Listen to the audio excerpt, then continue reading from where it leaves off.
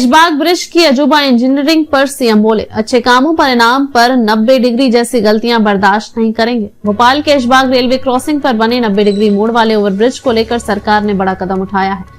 रविवार को मुख्यमंत्री डॉक्टर मोहन यादव ने इस मुद्दे पर साफ कहा कि राज्य सरकार संवेदनशील है, लेकिन गलतियों पर सख्त कार्रवाई से पीछे नहीं हटेगी। उन्होंने कहा कि जनभावनाओं और सुरक्षा के मद्देनजर सरकार ने जिम्मेदार अधिकारियों पर कड़ी कार्रवाई की है। 7 इंजीनियर सस्पेंड, एक रिटायर्ड अधिकारी भी जांच के घेरे में। मुख्यमंत्री ने बताया कि जांच रिपोर्ट के आधार पर 7 इंजीनियरों को तत्काल प्रभाव से निलंबित किया गया है। साथ ही एक सेवानिवृत्त इंजीनियर को भी इस जांच में शामिल किया गया है। सीएम ने कहा, अधिकारियों को स्पष्ट निर्देश दिए गए हैं कि वे पूरी जिम्मेदारी और दक्षता के साथ कार्य करें। कोई भी लापरवाही या तकनीकी गलती बर्दाश्त नहीं की जाएगी। सरकार का 2 टूक संदेश, मेहनत का इनाम, गलती की सजा।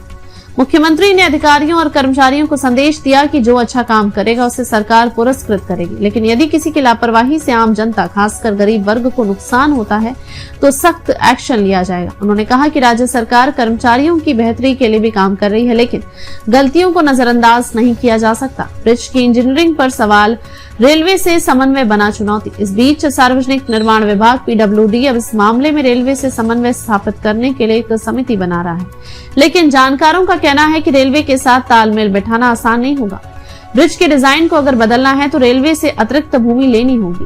वहीं एक और बड़ी अड़चन सामने आ रही है। रेलवे ने PWD को पहले ही सुझाव दिया था कि मेट्रो के लेआउट में एक पिलर बनाने की जरूरत होगी। अब मेट्रो प्रोजेक्ट की संरचना काफी आगे बढ़ चुकी है और पिलर पहले ही खड़े हो चुके हैं। ऐसे में मेट्रो का लेआउट बदलना लगभग नामुमकिन माना जा रहा है। अब क्या होगा ब्रिज का, बना है बड़ा सवाल। अब इन तमाम जटिलताओं के चलते यह बड़ा सवाल सामने खड़ा है कि ऐशबाग ब्रिज का भविष्य क्या होगा।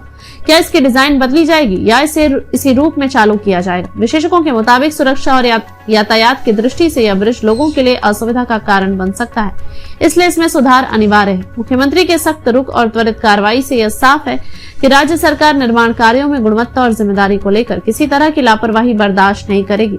ऐशबाग ब्रिज का यह मामला केवल एक निर्माण त्रुटि नहीं, बल्कि शासन और प्रशासन के बीच समन्वय की एक बड़ी परीक्षा भी है। अब सबकी निगाहें इस पर हैं कि तकनीकी अड़चनों और विभागीय खींचतान के बीच सरकार इस ब्रिज को जनता के लिए कैसे सुरक्षित और उपयोगी बनाएगी।